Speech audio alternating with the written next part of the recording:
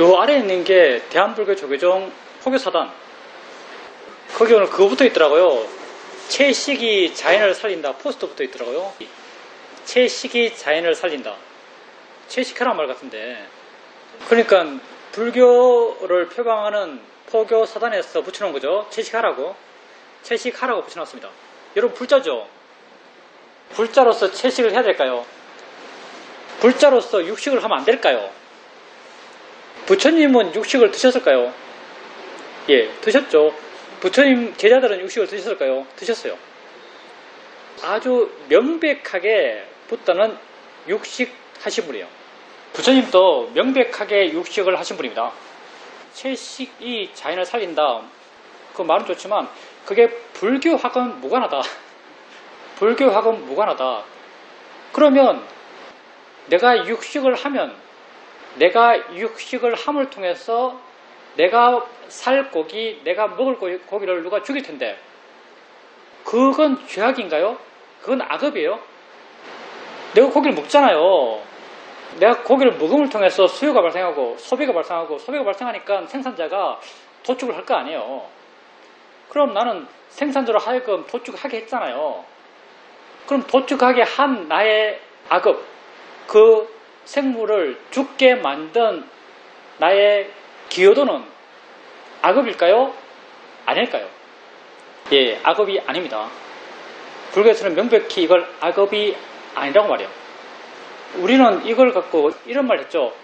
파생인과는 인정되지 않는다. 교학교서는 말합니다. 우리끼리 말하는 거예요. 파생인과를 불교는 인정하지 않는다. 그러니까 우리에게 살생의 죄는 살생의 마음이 생겼을 때 살생의 악업을 짓는 거예요. 살생하고자 하는 마음이 생겼을 때 살생의 악업을 짓는 거죠. 내가 뭐 소고기 먹으면서 이 소야 죽어라. 너 살지 마. 죽어 하면서 안 먹잖아요. 맛있어서 먹잖아요. 그게 욕심일 수는 있지만 그게 살생의 죄업은 아니죠. 그렇기 때문에 내가 고기를 먹는다 하더라도 그게 생물을 죽게 하는 그런 살생의 악업을 짓는 건 전혀 아닙니다. 내가 고기를 먹음 통해서 누가 살생업을 짓는다면 그건 그 사람 업이죠. 그 사람 업이지 내 업이 아니에요. 그러면 이런 경우도 있죠. 내가 기차 기관사로서 기차를 끌고 가고 있어요. 근데 사고가 발생했어요. 순간 내가 알았어요. 내가 이 기차를 오른쪽으로 틀면 50명이 죽어요. 왼쪽으로 틀면 1명이 죽어요. 여러분 어디로 틀어야 돼요? 오른쪽으로 틀면 50명 죽고 왼쪽으로 틀면 1명 죽어요. 내가 알아요. 결과를 알아요. 선택을 해야 돼요. 선택은 당연히 1명 죽는 대로 틀겠죠. 틀었어요. 그 결과로서 1명이 죽었어요. 실제로. 그러면 나는 그 1명을 죽인 살인이죠. 살인의 악업을 지었나요? 살인의 악업을 지은 것 같아요. 우린 이걸 살인의 악업을 지었다 안 그래요. 물론 사회 법률 체계 속에서는 이걸 실수로 죽였다 이거 있잖아요. 그런 것도 있겠지. 있을 수 있겠죠. 근데 그에게 불교적으로는 살생의 악업을 지었다고 말하지 않아요. 왜? 그에게는 그 한 사람을 죽이려는 마음이 없었어요. 그에게는 50명을 죽이는 걸 피하려는 마음이 있었겠죠. 그에게는 50명을 죽이는 일을 피하려는 마음이 있었던 거지 그에게는 한 사람을 죽이려는 의도가 없었어요. 그러니 그건 악업이 아니죠. 그래서 그 경우 그에게 살생업을 지었다, 살생의 악업을 지었다고 말하지 않습니다.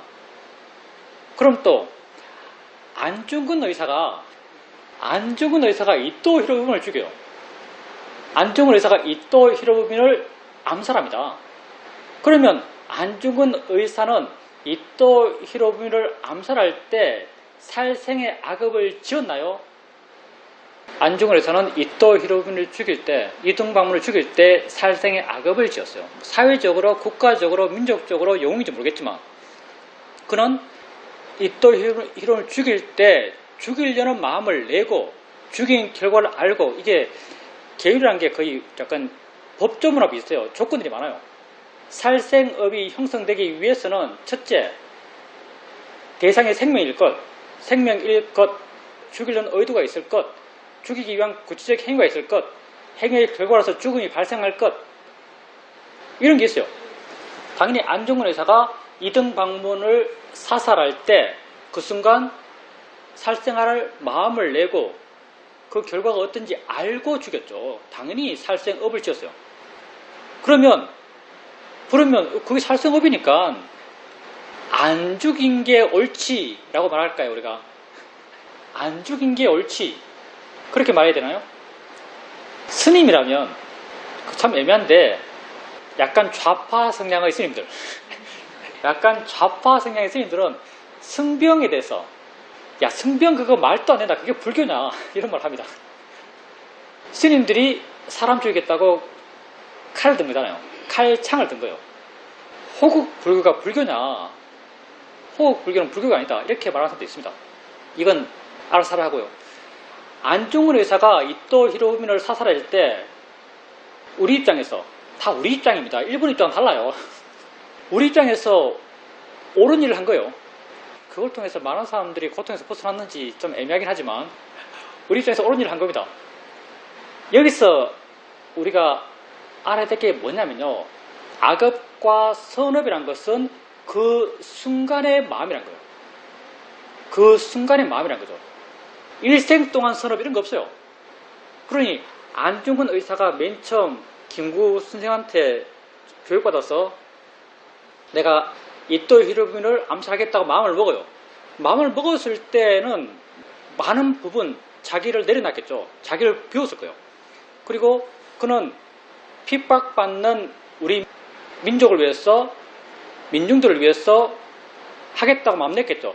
그런 마음을 냈다면 그건 선업의 마음일 거예요. 그때는 선업의 마음을 낸 거죠. 그때의 마음은 선업의 마음이었겠지만 죽일 때는 악의 마음이에요. 그러니 우리 마음은 순간순간 변하는 거예요. 어떤 한 행위를 했다 해서 그 행위를 둘러싼 모든 마음이 선업인 경우는 드물 거예요. 그때 마음이 선하면 선업이고 그때 마음이 악업이면 악업이죠. 선업으로 포장되기도 하고 그 포장이 악업으로 전체적인 판단이 되기도 하겠지만 실제 그 안에서는 마음은 언제나 순간순간 일어난다는 거죠. 그러니 여러분도 지금 마음이 좋으면 좋은 사람이고 지금 마음이 화면 나쁜 사람이에요. 순간순간 내 좋고 나쁨이 결정되는 거지 내가 통째로 좋은 사람 이런 사람 없어요. 다르게 말하면 그 사람이 통째로 나쁜 사람 그런 사람 없어요. 순간순간 좋고 순간순간 나쁩니다. 여러분에게 만약 미워하는 사람이 있다면 우리 정치적으로 많죠. 정치적으로 약간 좀 강력한 믿음을 갖고 있는 분들, 그분들 같은 경우는 미워하는 사람이 있어요. 정치적으로 미워하는 사람이 있어요. 이렇게 정치적으로 미워하는 사람이 있을 때 이게 워낙 첨예하니까 이해를 듭니다. 정치적으로 미워하는 사람이 있을 때 그 사람에게 조금의 사람도 없다는 그런 자세로 미워해요. 근데 분명히 알아야죠. 그런 사람 없다는 것. 완벽히 좋은 사람도 없고 완벽히 나쁜 사람도 없어요. 나도 마찬가지. 나도 완벽히 좋지도 않고 완벽히 나쁘지도 않아요. 그 순간순간 마음 상태에 따라서 좋은 내가 있을 수 있고 나쁜 내가 있을 수 있어요. 그리고 우리는 순간순간 내게 있는 이 마음을 좋게 해가게 수행할 수 있고 이렇게 이 수행을 통해서 순간순간 좋은 마음을 일으킬 수 있고 그렇게 좋은 마음이 생겼을 때 여러분은 좋은 사람이에요. 따라서 여러분이 책임져야 하는 마음은 이 순간의 마음뿐입니다. 왜? 여러분이 영향 끼칠 수 있는 게 이 순간의 마음뿐이기 때문에. 과거의 마음, 과거에 나쁜 사람일 때 여러분 책임질 수 없어요. 그거 어떡할까요, 그걸? 또 과거에 좋은 사람이었을 때 여러분 그거 별로 두들 것 없어요. 그때 마음 조건 따라 그랬던 거고요. 여러분은 오직 현재 살 뿐이고 좋고 나쁜 건 오직 현재에 있는 것이고 여러분이 책임져야 하는 여러분 자신은 지금 이 순간에 여러분 자신이고요. 이 순간 여러분 마음이 좋다면 좋은 사람이고 이 순간 여러분 마음이 나쁘다면 나쁜 사람입니다. 근데 놀랍게도, 이건 놀라운 거죠. 놀랍게도 여러분은 이 순간 마음을 좋게 하는 걸 알아요. 좋은 사람이 되는 방법을 알아요. 그러니 어떻게 이 순간 좋은 사람이 되기 위한, 좋은 마음을 키우기 위한 그런 바른 실천들을 하지 않을 수 있겠습니까? 이 순간의 마음을 책임지시고요. 이 순간 바르게 노력하지 않으면 그렇게 이 순간 바른 실천을 하지 않는 것을 반성하세요. 내가 뭐 어제 뭘 했다, 일주일 전에 뭘 했다, 몇 년 전에 뭘 했다, 그건 어떻게 할 수 없습니다. 책임질 수 없어요. 내 아닌데요, 뭐. 다른 마음이에요. 그때 마음이, 그때 조건 속에서 그 일을 한 거죠. 요즘 내가 많이 경험하는 게 사실은 죽음입니다. 죽음을 많이 경험해요. 어제도 사실은 49제 다녀왔죠.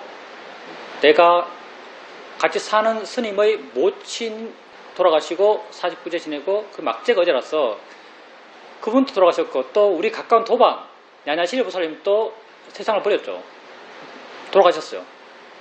돌아가시고 나니까 돌아가신 분 영혼이 있는 걸 가정하고 앞에 가서 그분 들으라고 본문 읽고 좋은 곳에 가라고 그런 염을 해주고 그런 일을 했죠.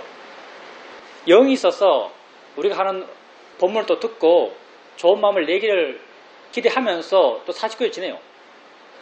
이렇게 하는 게 사후에 그가 있을 거다, 이런 가정이 있는 거죠. 사후에 그가 있을 거다, 이런 가정이 있어요.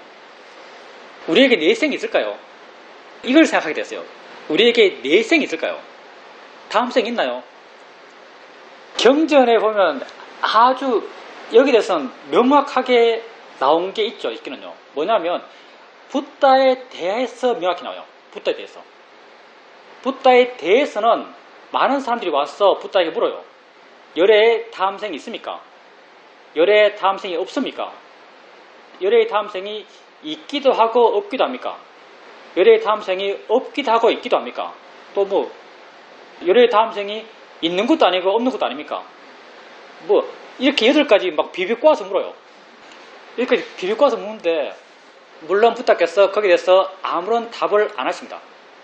그래서 붓다의 다음 생은 그런 말들로 정의될 수 없는 것이다, 이렇게 보통 해석을 하죠. 내지는 질문 자체가 틀렸다. 왜냐하면 열애가 있다는 그 전제 자체가 틀렸다. 그래서 전제 자체가 틀렸기 때문에 그 말에 대해서 답할 의미를 못 느꼈기 때문에 그 말을 하지 않으셨다, 이런 말을 하기도 합니다.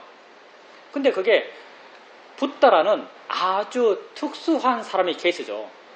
아라한이라는 아주 특수한 사람의 케이스예요. 아라한은 다음생이 없죠. 우리가 생각하는 이런 다음생이 없어요. 아라한이 다음생이 없음을 제일 잘 설명한 게 반야신경 같아요. 반야신경. 반야신경에 무슨 무아니비설스니, 무색성향 미촉법, 무안개, 무의식계, 이거 다 이거 뭐겠어요? 아라한이 다음생이 없다는 걸 말해주고 있어요. 안개도 없고 색계도 없고 의식도 없고 무의식도 없고 다 없다잖아요. 그게 아라한의 다음생이 없음을 보여주고 있거든요. 물론 이건 니까야에도 사실 그대로 나오는 말입니다. 근데 붓다와 아라한은 아주 특수한 사람들이죠. 우리 같은 중생이 중요하죠. 사실은 내가 중요하지, 사실 붓다가 뭐 중요해요. 내가 중요하지 아라한이 뭐 중요해요. 우리 같은 중생들에게 붓다의 다음 생은 우리가 다음 생이 있다고 생각하는 그런 스타일의 다음 생은 없는 것 같아요. 그러면 우리 같은 중생들에게 다음 생이 있을까요? 예, 다 모르죠, 사실요. 이거 내가 확실히 알아라고 말한다면 다 사기꾼입니다. 여러분, 이런 말 듣지 마세요. 이거 확실히 있어. 뭐 하늘나라가 확실히 있어. 뭐 하나님이 확실히 있어. 100%야. 다 사기꾼이에요. 다 몰라요. 다 모르거든요. 다 모른다는 게 정답이죠. 근데 우리는 우리를 알아가고 우리에게 현재를 알아가고 우리에게 실제 일어나는 걸 알아가고 그렇게 현재 자기를 이해해 나가고 진짜 내가 뭔지를 이해해 나가면서 그런 얘가 조금씩 사해가고 있어요. 우린 남들보다 훨씬 더 나 자신의 존재에 대해서 많은 일을 하고 있다고 우리는 생각하죠. 내가 요즘 이렇게 죽음에 대해서 죽음을 많이 접하면서 죽음이라고 하면요, 사실 관건은 가장 관심사는 사실은 그 사람의 다음이 있는가요, 사실. 그 사람이 다음이 있는가. 제사 지내고 뭘 하지만 사실 잘 몰라요. 그럴 것이란 단순한 짐작으로 그렇게 하고 있는 거지. 그렇게 내가 그 사람 뭐 영이 됐든 다음 생이 됐든 그걸 도대체 어떻게 이해할 수 있을까? 정말 있을까? 없을까? 원래 나의 포지션은 뭐냐면 모른다 했어요. 원래 내 포지션은 모른다 했어요. 근데 생각해보니까 이게 우리가 이루어진 게 정신과 물질로 이루어져 있죠. 몸과 마음으로 이루어져 있어요. 이건 불교의 시각이에요. 이건 순전히 불교적 시각이거든요. 몸과 마음으로 이루어져 있어요. 사실 이 관계성이 이것에 대한 힌트가 되는 것 같아요. 이 관계성이. 몸과 마음의 관계성. 현대과학은 어떻게 볼까요? 현대과학은, 현대과학 몰라요. 그 사람이 무슨 많이 할 거예요. 책 엄청 많이 읽고 있더라고요. 현대과학 몰라요. 나 정말 관심도 없고 책도 안 했기 때문에, 공부도 안 하기 때문에. 근데 내가 대충 두드려 이해하고 있는 현대과학. 현대과학은 마음을 물질에 종속시켜서 이해하는 것 같아요. 마음을 물질에 종속시켜서 이해해요.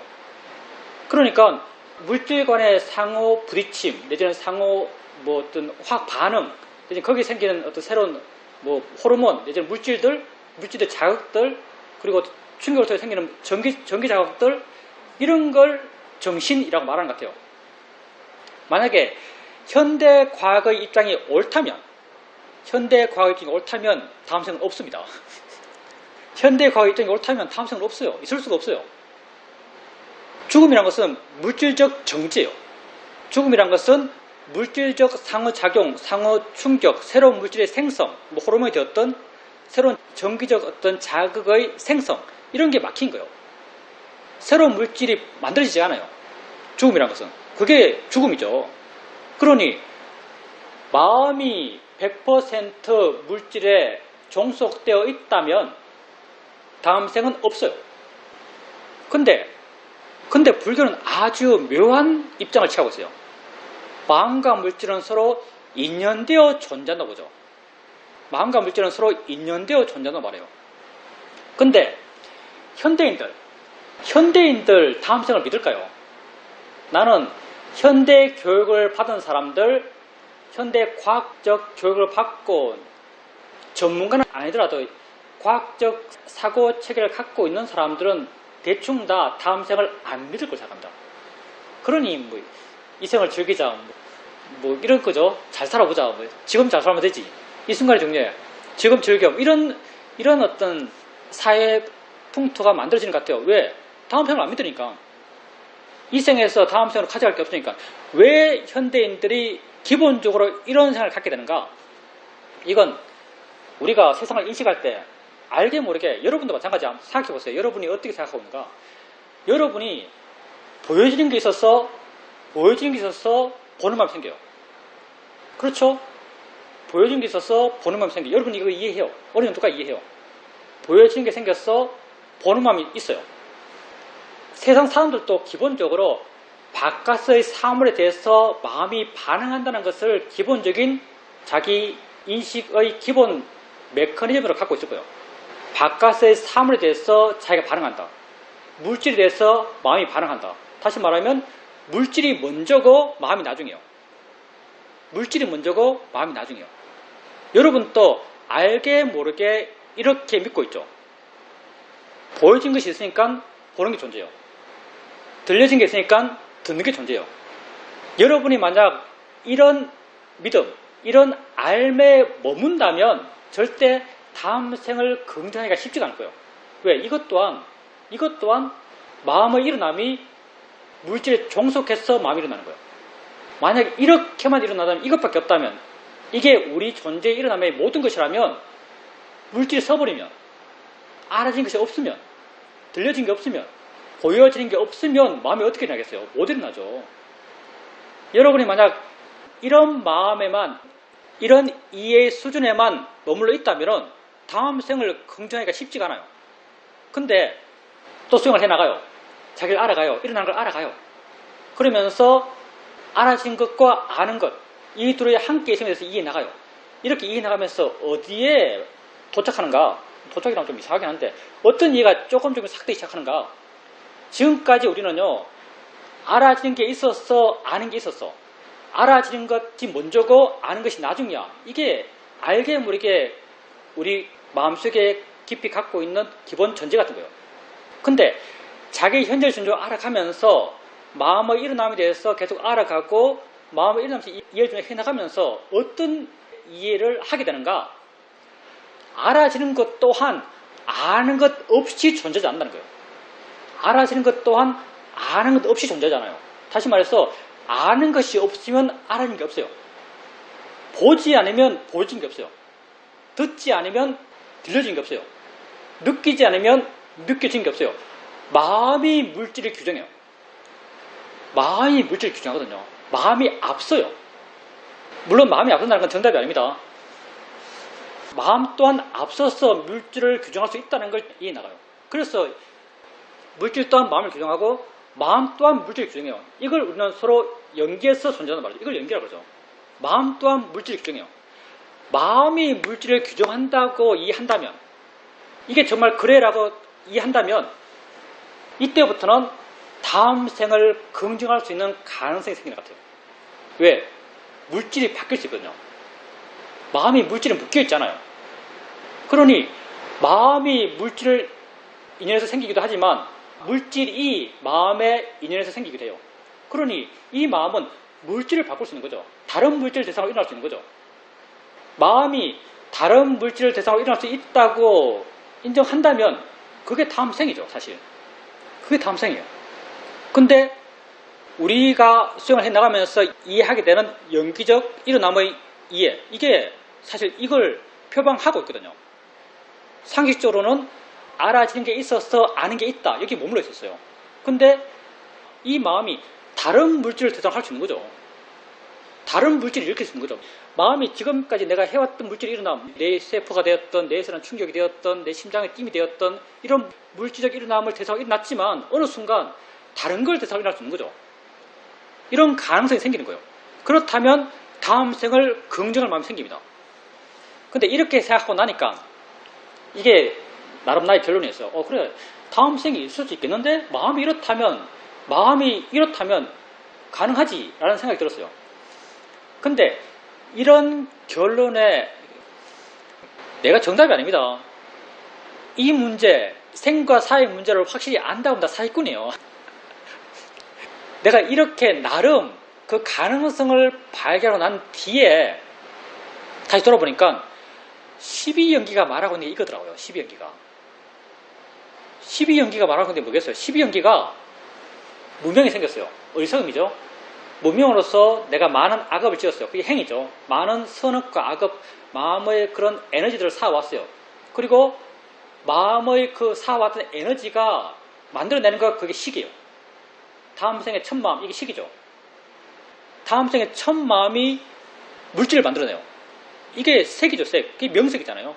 명이 마음이고 무명, 행, 식, 명색이죠. 명색에서 명이 이게 나마로빠인데 옛날 사람들은 약간 철학적이에요. 나마로빠인데 남아가 이름 짓는 것, 이게 남아요. 마음이 색을 만들어낸 거죠. 명색 이전에는 마음밖에 없었어요. 명색 이전에는 마음밖에 없었어요. 식밖에 없었어요. 근데 이 마음이 색을 만들어내요. 새로운 색이 만들어지는 거죠. 그렇게 마음이 물질을 규정한다라고 본다면, 이런 입장을 인정한다면 다음 생이 충분히 있을 수 있죠. 그리고 마음이 물질을 만들어낸다.